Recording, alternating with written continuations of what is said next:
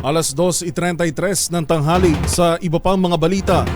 Hindi pa handang bigyan ng opisina ang House Prosecution Panel para sa nalalapit na impeachment case o pagdinig ng impeachment laban kay Vice President Sara Duterte. Alamin natin ang balita mula sa Senado ni RH28, Lakay Raymond Datpaas. Wala pang naihanda ang Senado na gagamiting working area para sa House Prosecution Panel sa impeachment trial ni Vice President Sara Duterte. Kaya't hindi matutuloy ang kahilingan ng Kamara de Representantes na inspeksyon na kanilang gagawin ngayong araw.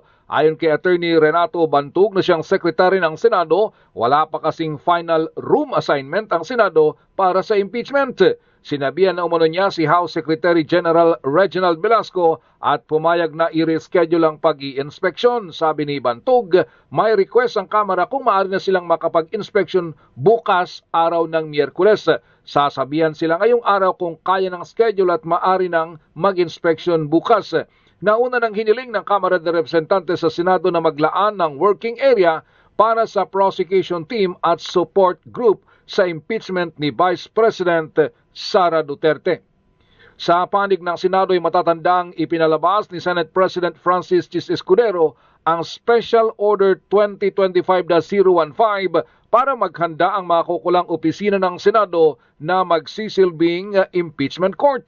Sinabi ni Escudero na kailangan maorganisa ang mga tanggapan sa Senado na magsisilbing administrative staff sa isasagawang impeachment trial.